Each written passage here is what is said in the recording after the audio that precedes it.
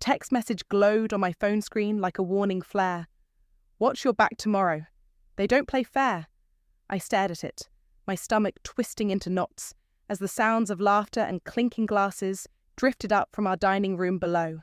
The annual pre-scholarship dinner was in full swing, and I, Yara, was hiding in my bedroom instead of playing my part in our picture-perfect family gathering.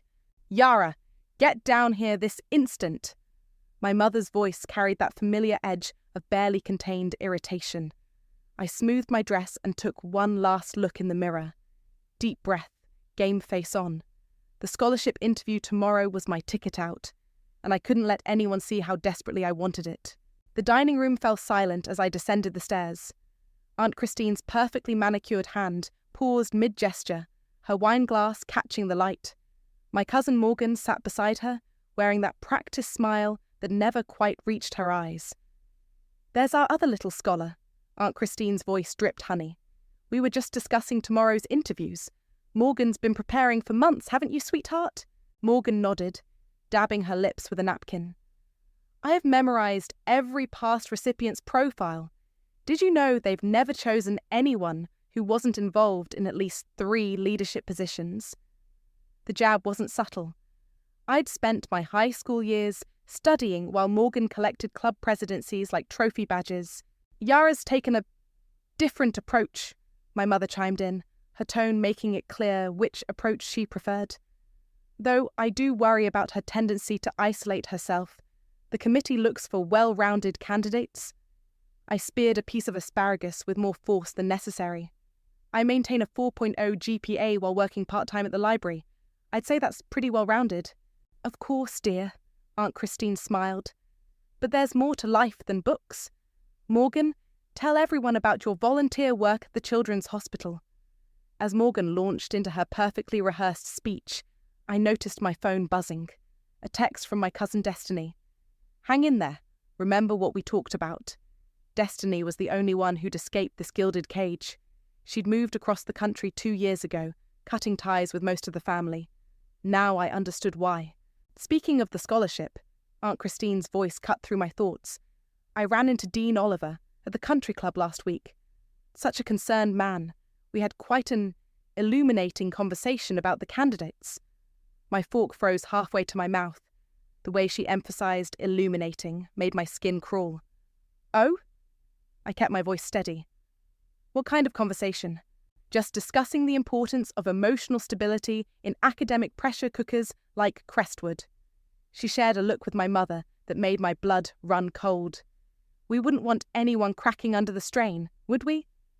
Morgan's smile widened slightly. My mother suddenly became very interested in her wine glass. "I handle pressure just fine," I said quietly. "Of course you do, sweetie." Aunt Christine reached across the table to pat my hand. "But after that incident last year," "There was no incident." My voice came out sharper than intended. "I took a mental health day, one day, because I had the flu."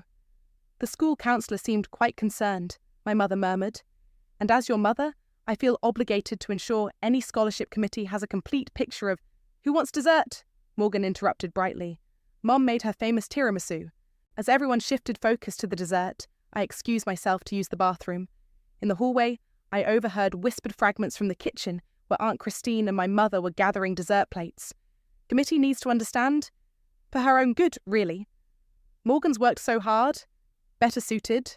I pressed my back against the wall, my heart pounding. The anonymous text message suddenly made perfect sense. They weren't just supporting Morgan.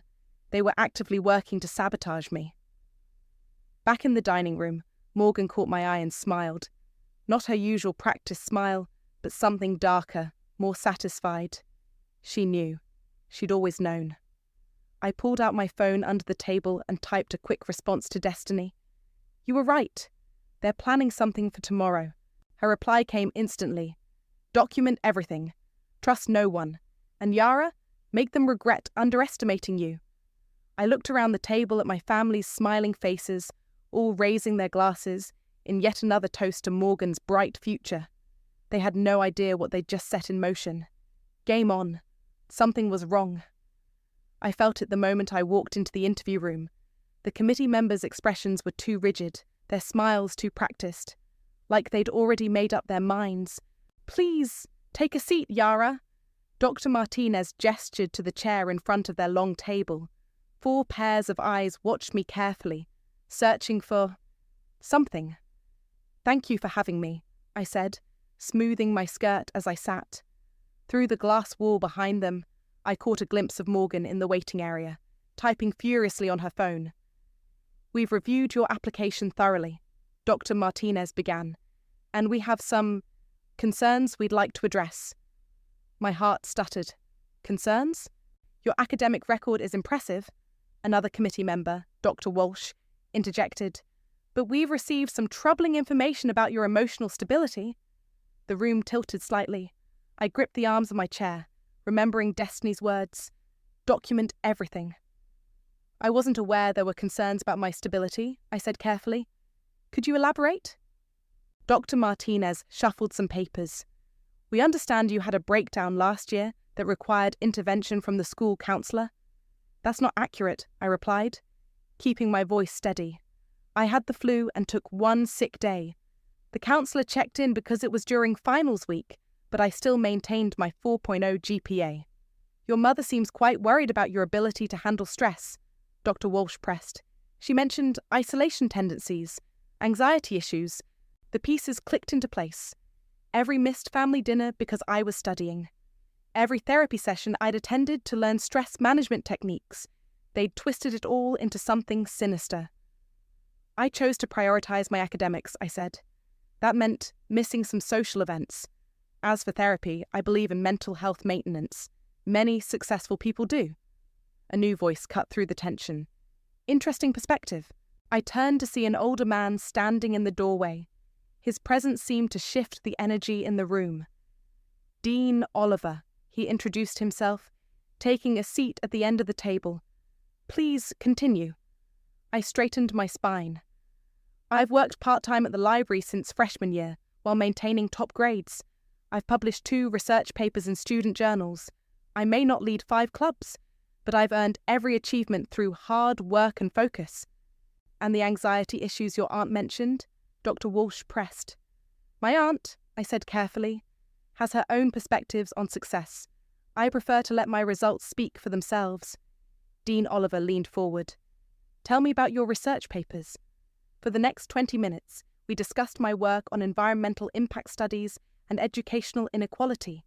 The other committee members grew quieter as Dean Oliver asked increasingly specific questions.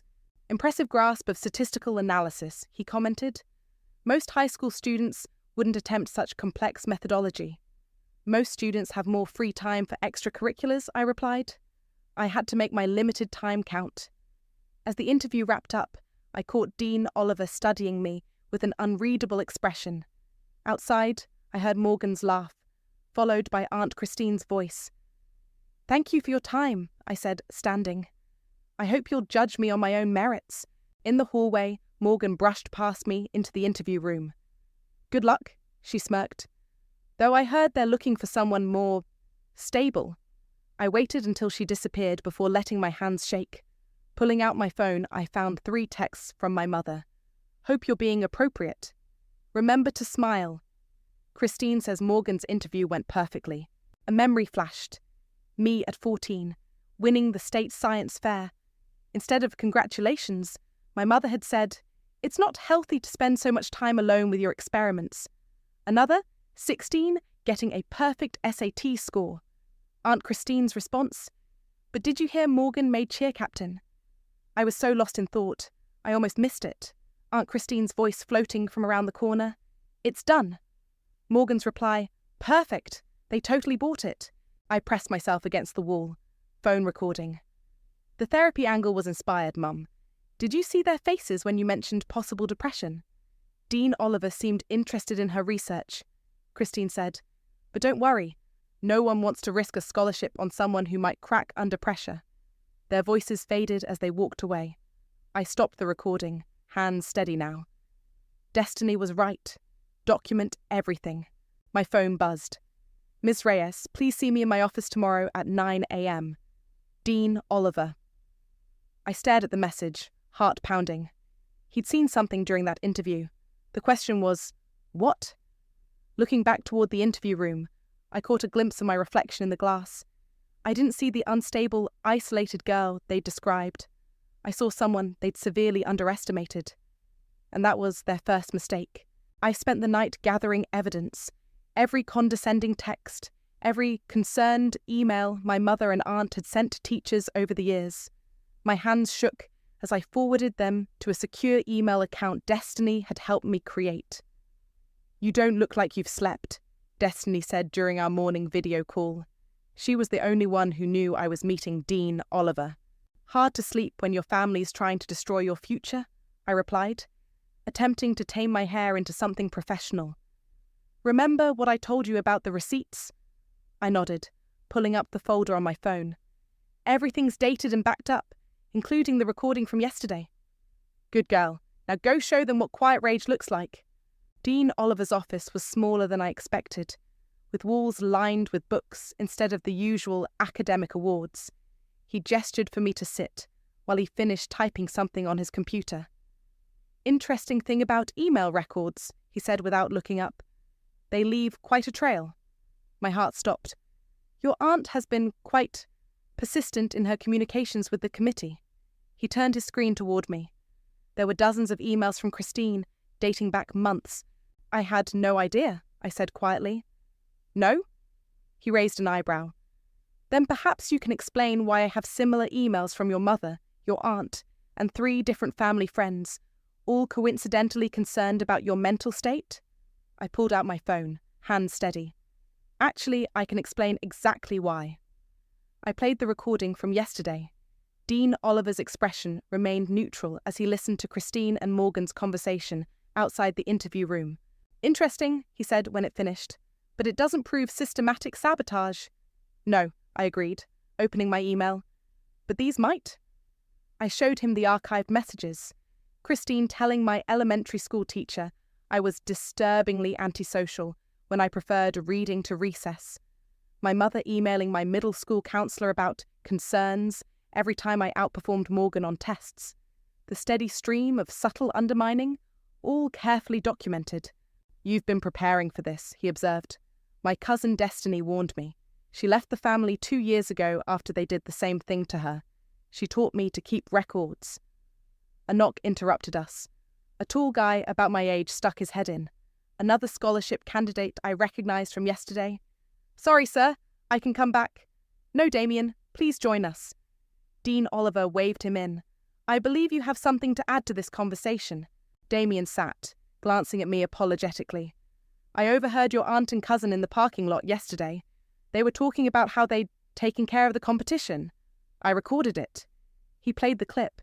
Christine's voice was unmistakable. "The scholarship's as good as yours, Morgan. No committee would choose someone with a history of mental instability." "That's 3 separate recordings of attempted sabotage," Dean Oliver said, "plus years of documented manipulation." "I'm not here to destroy my family," I said quickly. "I just want a fair chance." "Fair?" Damien scoffed. "They're trying to ruin your life." "No," I corrected him. "They're trying to control it. There's a difference." Dean Oliver studied me for a long moment. "You know, most people would be plotting revenge." "Revenge is reactive," I said. "I prefer to be strategic." A small smile crossed his face. "The scholarship gala is next week.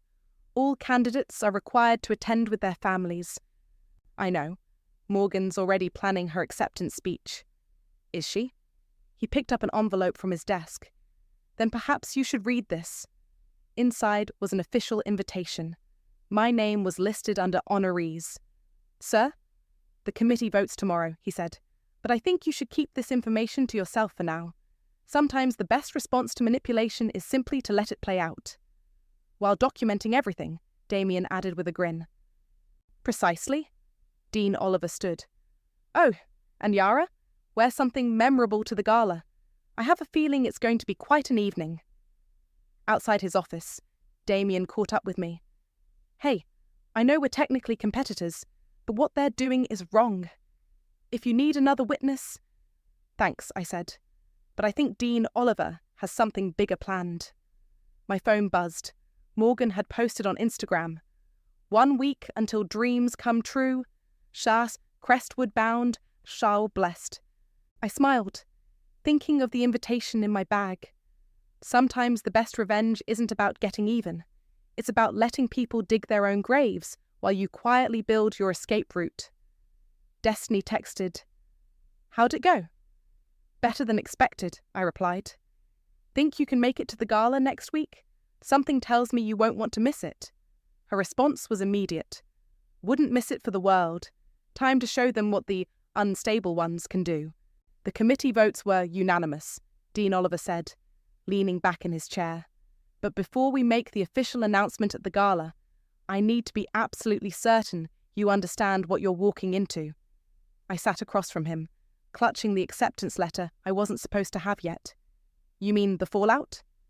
"Your family believes they've successfully sabotaged your chances. They're planning quite the celebration for Morgan." "I know. My mother's already ordered champagne." He raised an eyebrow. "And that doesn't anger you?" "Of course it does," I admitted. "But I learned a long time ago that anger without strategy is just noise." A knock interrupted us. Damien entered, followed by a woman I recognized instantly. Destiny. "Sorry we're late," she said, hugging me tight. "Traffic was horrible." Dean Oliver nodded. "Good. Everyone's here. Let's discuss the gala." "I still don't understand why you wanted me here," Damien said. "Because," Dean Oliver replied, "we need witnesses who aren't emotionally invested. People who can verify everything that's about to unfold." Destiny pulled out her laptop. "I've been doing some digging. Found some interesting emails between Christine and the hospital board where Morgan supposedly volunteered." "Let me guess," I said. "She inflated her hours?" "Try invented them entirely. The program she claimed to lead doesn't exist." Dean Oliver's expression hardened. "And the other candidates she helped eliminate over the years?" 3, Destiny confirmed. "All mysteriously withdrew after sudden concerns were raised about their applications. I have the paper trail." "Which is why," Dean Oliver said, "we're going to handle this carefully. The gala isn't just about announcing a scholarship winner. It's about exposing a pattern." My phone buzzed. Another group text from my mother. "Don't forget to wear the blue dress we picked out, and please try to smile naturally in the photos." "They're planning a photo shoot before the gala," I explained. "Morgan's idea." "Perfect," Destiny smiled. "Let them set their own stage." Dean Oliver handed me a folder. "These are copies of every email your aunt and mother sent to the committee. Notice the timestamps?" I flipped through them. "They started reaching out months before applications were even open?" "Exactly. And here's where it gets interesting." He pulled up an email on his computer. "This is from 3 years ago. Different candidate, same tactics." "The girl who dropped out right before the final decision?" Damien asked. "Yes. She's now at Yale, by the way. Quite successful." Dean Oliver smiled. "She's agreed to send a video statement for the gala." My hands started shaking. "You're going to expose everything." "No," he corrected. "I'm going to let them expose themselves. Your job is simply to stay calm and let the dominoes fall." Destiny squeezed my hand. "Like I told you, you don't need to fight back. Just let them hand it to you." "The gala program has been modified," Dean Oliver continued. "I'll be giving a speech about integrity and family support, during which certain emails will be displayed on the screen behind me. Christine will try to spin it," Destiny warned. "Let her try," Damien said. "The evidence speaks for itself." My phone buzzed again. Morgan this time. "Can't wait to see you at the gala. Hope you're not too disappointed. There's always community college." "Don't respond," Destiny advised, reading over my shoulder. "Let her think she's won." "The hardest part," Dean Oliver said quietly, "will be maintaining your composure when the truth comes out. Can you do that?" I thought about years of subtle cuts wrapped in concern, of achievements diminished and confidence undermined, of Morgan's smirk and Christine's calculated manipulation. "Yes," I said firmly, "I can do that." "Good, because the committee isn't just giving you the scholarship." He handed me another document. "We're also awarding you the President's mentorship package. Full ride, plus a research funding and direct mentorship from faculty." My hands trembled as I read the details. It was more than I'd dared hope for. That's what they were really trying to get for Morgan, Destiny realized. Indeed. Dean Oliver stood. The gala is in 3 days. Until then, absolute discretion is crucial. As we left his office, Damien caught my arm. Hey, need a date for this takedown? Might help sell the totally clueless vibe if you show up with another candidate. I smiled. Actually, that's perfect. My phone lit up with another Instagram notification. Morgan posting photos of her gala dress. The caption read, "Ready to start my Crestwood journey. Some dreams are just meant to be." "Oh, honey," Destiny muttered, reading over my shoulder. "You have no idea what's coming?" I saved the post, adding it to my growing collection of evidence. Sometimes the sweetest revenge is simply letting people write their own ending. And this ending was going to be spectacular. Just one more day until my baby gets her dream. Christine's Facebook post popped up on my feed, complete with a professional photo shoot of Morgan in her gala dress. The comment section was flooded with congratulations and heart emojis. "You okay?" Destiny asked, sprawled across my bed while I finished alterations on my own gala dress. Not the blue one my mother had chosen, but a sleek black number that meant business. "I'm fine. Just watching the show." My phone chimed again. This time it was my mother. "Morgan's celebration dinner is tonight. Don't be late and please try to be supportive." "You don't have to go," Destiny said. "Yes, I do. It's their last performance. Might as well enjoy it." The celebration dinner was exactly as expected. Our favourite restaurant, filled with family friends and Morgan holding court at the centre table. My mother had even ordered a custom cake with "Geheng, Congratulations Future Crestwood Scholar," written in gold icing. "Yara, there you are." Christine air-kissed my cheek. "We were just telling everyone about Morgan's incredible interview." "I'm sure you were," I smiled, taking my seat. Morgan clinked her glass for attention. "I just want to thank everyone for their support, especially my mum and Aunt Mary, who've always pushed me to reach for the stars. Tomorrow night's announcement is just a formality. We already know what's coming." More cheers, more champagne. I caught Damien's eye across the room. He'd come as my +1, playing his part perfectly. "It must be hard," an elderly family friend whispered to me, patting my hand. "But there's always next year." "Actually," I said clearly, "I'm feeling pretty good about my chances." The table went quiet. Christine's smile tightened. "Oh, sweetie," my mother said, "we don't want you getting your hopes up. The committee seemed quite concerned about certain issues." "What issues would those be, Mum?" "Well," she glanced at Christine for support. "Your emotional stability, for one." "Interesting." I pulled out my phone, opening my recording app under the table. "Could you elaborate on those concerns?" "This isn't the time or place," Christine cut in sharply. "We're here to celebrate Morgan's achievement." "But it hasn't been announced yet," Damien pointed out innocently. "Seems premature to celebrate." Morgan's face flushed. "The committee practically told me it was mine." "Right, Mum?" "Of course, sweetheart," Christine raised her glass. "To Morgan, Crestwood's newest rising star." I stood up slowly, my chair scraping against the floor. "Actually, I'm not feeling well. Must be all that emotional instability acting up. Damien, would you mind driving me home?" "Yara," my mother hissed, "don't make a scene." "I would never," I smiled. "That's not my style." Outside, Damien burst out laughing. "Did you see their faces when you mentioned your chances? Classic? Did you get it?" He held up his phone. "Every word, including that lovely bit about your emotional stability." My phone buzzed. Destiny sending the final gala preparations. "Dean Oliver confirmed everything's set. You ready for tomorrow?" I thought about Morgan's smug smile, Christine's calculated manipulation, my mother's willing compliance in their scheme. More than ready. Later that night, I sat at my desk writing a letter I'd been composing in my head for years. "Dear Mum, tomorrow everything changes. Not just the scholarship announcement, but how you see me. How everyone sees me. I want you to know I didn't do this for revenge. I did it because sometimes the only way to break a pattern is to expose it to light." A knock interrupted my writing. My mother stood in the doorway, looking uncertain. "I brought you some tea," she said. "For your nerves? Tomorrow might be difficult." I looked at her, really looked at her. "Why did you do it, Mum? Why help them tear me down?" She flinched. "I was trying to protect you. The pressure at Crestwood, and you've always been so sensitive." "No," I cut her off. "You were protecting yourself.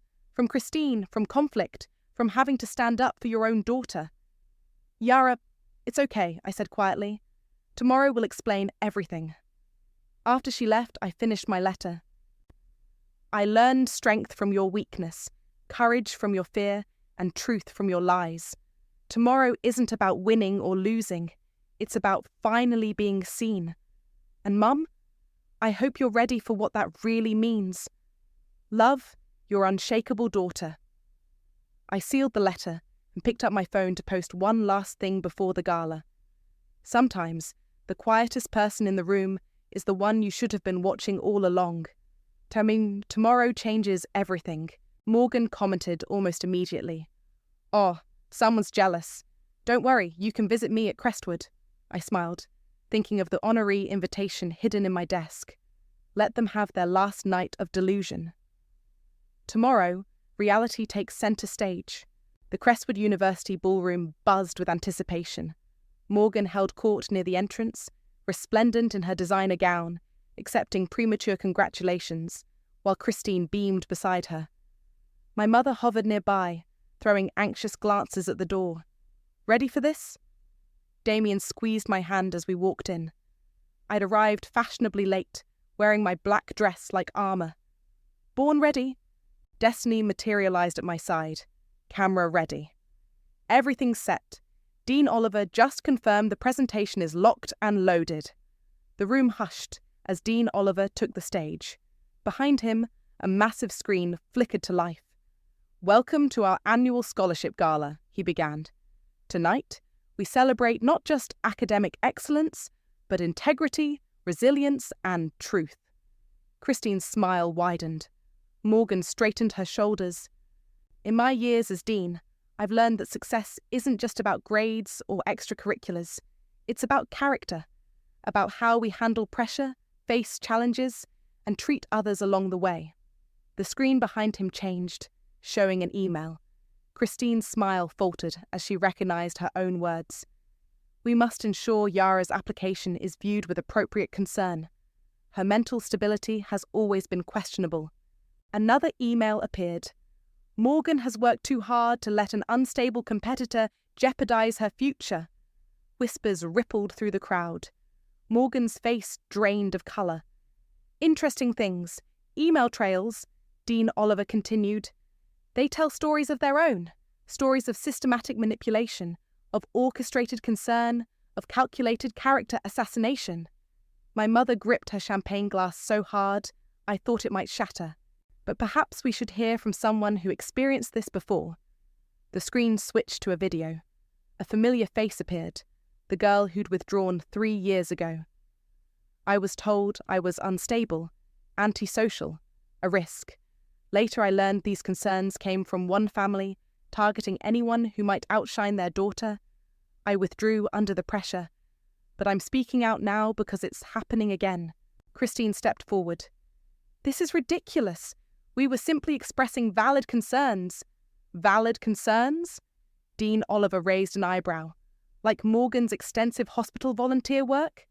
The screen displayed another email, this time from the hospital administrator. "We have no record of any such program or volunteer." Morgan's perfectly composed facade cracked. "Mum, or perhaps," Dean Oliver continued, "we should discuss the multiple recordings we have of certain conversations about taking care of the competition." The audio played crystal clear through the ballroom speakers. Christine and Morgan's victory conversation after my interview, their parking lot plotting, every smug assumption of their success. "Stop this immediately," Christine demanded, her voice shrill. "Why?" I finally spoke, stepping forward. "Isn't this what you wanted? Everything exposed, all the truth laid bare." "Yara," my mother pleaded, "don't do this." "I didn't do this," I said clearly. "You did, all of you. Every time you chose manipulation over merit, every time you tried to dim someone else's light to make Morgan shine brighter. Dean Oliver cleared his throat. And now, the announcement you've all been waiting for. This year's full scholarship recipient, chosen unanimously by the committee for their academic excellence, genuine character, and extraordinary resilience in the face of systematic opposition. Morgan grabbed Christine's arm. My mother closed her eyes. Please join me in congratulating Yara. The room erupted. Destiny's camera clicked rapidly, capturing every expression. Christine's outrage, Morgan's shock, my mother's dawning horror. Furthermore, Dean Oliver continued over the chaos, Yara has also been awarded our prestigious President's Mentorship Package, including full research funding and faculty mentorship. I walked to the stage, head high, feeling years of diminishment fall away with each step. This is impossible. Christine's voice cracked. She's unstable. She's the highest-scoring candidate in Crestwood's history, Dean Oliver finished. And living proof that true strength often comes wrapped in quiet determination. I took the microphone, facing my family. You called me unstable because I didn't break under your pressure. Antisocial because I chose study over schemes. But here's what you never understood. I didn't need to tear anyone down to rise up. You did that all on your own. Morgan ran from the room, Christine following close behind. My mother stood frozen, tears streaming down her face. Congratulations, Yara, Dean Oliver said, handing me the official acceptance package. I believe this belongs to you. The applause was deafening, but all I could hear was the sound of truth finally breaking free. Sometimes the best revenge isn't about getting even. It's about getting ahead and letting karma handle the rest. And karma, as it turned out, had perfect timing. The aftermath was immediate and spectacular. As I stood on stage accepting congratulations from university officials, social media exploded. Destiny had live-streamed the entire revelation, and the video was already going viral. You might want to see this, Damien said, showing me his phone. Morgan's carefully curated Instagram account was being flooded with comments. Can't believe you tried to sabotage your own cousin. So much for hard work pays off. Karma is beautiful to watch. Christine emerged from the ladies' room, dragging a red-faced Morgan behind her. This isn't over, she hissed as they passed the stage. We'll appeal the decision. You'll what? Dean Oliver interrupted smoothly. Release more emails? Make more false claims about volunteer work that doesn't exist? The board will hear about this humiliation, Christine threatened. Oh, they already have. A distinguished woman stepped forward, the board chairwoman herself. We watched the whole thing. Fascinating presentation, Lyle. Though disturbing. Christine's face went pale. Mum, Morgan whispered. Let's just go. Not yet. I descended the stage steps. First, I want to thank you both. They stared at me. Thank you for teaching me that success doesn't require cruelty. That strength doesn't mean destroying others. Every time you tried to break me, you just made me more determined. Morgan's lip trembled. I never meant... Yes, you did. I cut her off gently. We both know you did. Yara! My mother's voice cracked as she approached. I'm so sorry. I should have protected you. But you didn't, I said. And that's a lesson too. Destiny appeared with her camera. Smile, everyone. This is going in my documentary about academic sabotage and family dynamics. Christine grabbed Morgan's arm. We're leaving. This family is dead to us. No. Morgan suddenly pulled away. I'm done letting you fight my battles. The room went silent as Morgan turned to face me. I knew what they were doing was wrong. I let it happen because it was easier than earning things on my own. I'm sorry. Morgana Elizabeth White. Christine's voice could have cut glass. Save it, Mum. Yale already called. They're rescinding my early acceptance pending an investigation into my application claims. The board chairwoman nodded. All your college applications are under review. Fabricating volunteer work is a serious offence. I watched Christine's carefully constructed world crumble. Years of manipulation exposed in one evening. The social currency she'd hoarded, worthless now. Yara, Dean Oliver called. The press would like some photos of our new scholar. As cameras flashed, Damien whispered, You didn't just win. You changed the whole game." Family friends who'd been praising Morgan hours ago now crowded around me, their compliments tinged with awkward awareness of their previous allegiances. Every "we always knew you had potential" felt like another brick falling from Christine's wall of influence. My phone buzzed with a text from Destiny. "Check Twitter. You're trending." The hashtag #Quiet Revenge was filling with stories from other students who'd faced similar sabotage. My exposure of Christine's tactics had opened a floodgate. "Miss Yara," a reporter approached, "how does it feel to overcome such systematic family opposition?" Before I could answer, Morgan stepped forward. "Let me tell you exactly how my family tried to destroy her. It's time someone told the truth." Christine's gasp was audible across the room. "Morgan, don't you dare." "Or what, Mom? You'll ruin my reputation?" "Pretty sure we just covered that." As Morgan began detailing years of manipulation to the press, my mother touched my arm. "I failed you." "Yes," I agreed. "But that's not the end of the story." "What is?" I looked around the room, at Destiny documenting everything, at Damien standing proud beside me, at Dean Oliver watching with satisfaction as justice played out. "The end is me succeeding not despite you, but because of you. Every obstacle taught me persistence. Every lie taught me truth. Every betrayal taught me integrity." The board chairwoman approached with a champagne glass.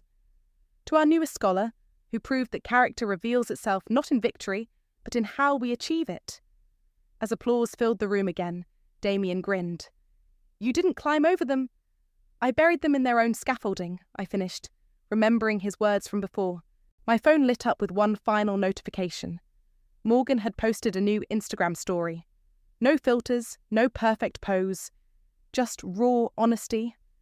"Congratulations to my cousin Yara. You won by being everything I pretended to be. I have a lot to learn." Sometimes revenge isn't about destruction. Sometimes it's about reconstruction, building something so beautiful from the ashes that even your enemies have to acknowledge its worth. And sometimes, just sometimes, it helps others find their truth too. Moving into my dorm room felt surreal. Each box I unpacked represented another step away from the toxicity I'd left behind. Destiny helped me hang fairy lights while Damien assembled my desk. "Your mother's called 3 times today," Destiny said, checking my phone notifications. "I know."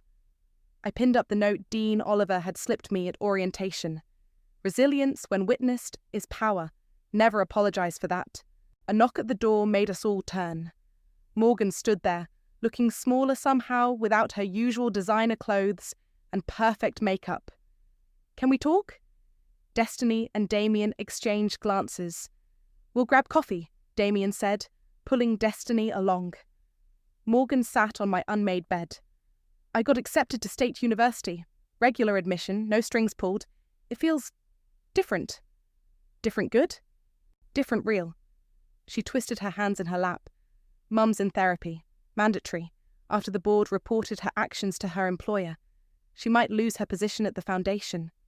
And you're telling me this because?" "Because I'm trying to understand how you did it. Stayed true to yourself when everyone was trying to reshape you." I sat beside her. I had help. Destiny showed me how to document everything. Damien witnessed the truth. Dean Oliver believed in merit over manipulation. "I never had real friends," Morgan admitted. "Just allies in Mum's games." My phone buzzed again, my mother calling. Morgan noticed. "You should talk to her. Aunt Mary's different now. The therapy she started, she talks about you a lot." "What about Christine?" Morgan's face hardened. "She's not speaking to me since I gave that interview exposing everything. Says I betrayed the family." "You chose truth over loyalty. That takes courage." "No," she shook her head. "You showed courage. I just finally faced consequences." Another knock. This time it was Dean Oliver. "Sorry to interrupt, but I thought you should know. Your story has prompted 3 other universities to launch investigations into their scholarship selection processes. Seems your experience wasn't unique." "Mum's methods were pretty standard in our circle," Morgan confirmed. "It's why she was so confident they'd work. Well, they won't anymore." He handed me a folder. The board is implementing new protocols to prevent family interference in selections. We're calling it the Integrity Initiative. They'd like you to consult." My phone buzzed yet again. This time I answered. "Mum?" "Yara," her voice cracked. "I'm outside your dorm. I know I don't deserve to be here, but I brought your favourite study snacks. And an apology. A real one." I looked at Morgan, who nodded encouragingly. "Come up. Room 342. When she arrived, her arms full of snacks and tears in her eyes, I saw something I'd never seen before. My mother, stripped of pretense, just trying to be better. "I've been reading about generational trauma," she said, setting down the bags, "about how we pass down our fears, our need for control. I didn't protect you because I never learned how to protect myself from Christine?" "That's no excuse," I said quietly. "No, it's not. But it's why I'm in therapy now, why I'm learning to be stronger. You showed me how." Dean Oliver cleared his throat. "Family healing takes time, but so does academic excellence, and that's what we're here for. Shall we discuss your first research project?" As we talked about my upcoming work, more students stopped by. Some had read about the scholarship story, others had their own tales of family pressure. My room became a kind of impromptu support group. "You should start a formal organisation," Damien suggested, returning with coffee. "Help other students document and expose academic sabotage." "Already on it," Destiny grinned, pulling up a website mock-up. "We're calling it Quiet Power?" My mother watched all this with wet eyes. "You've built something beautiful from our mistakes." "No," I corrected her. "I built something necessary from your choices. The beauty came from finally being free to be myself." Morgan stood to leave. "I should go. My first real college class starts tomorrow, and I actually need to study for it." "Hey, Morgan," I called after her. "Good luck. For real this time." She smiled, a genuine smile, not the practiced one she'd worn for so long. "You too, cousin, you too."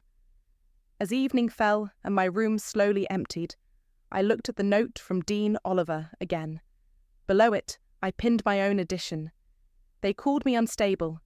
Turns out, I was just unshakable, and that made all the difference.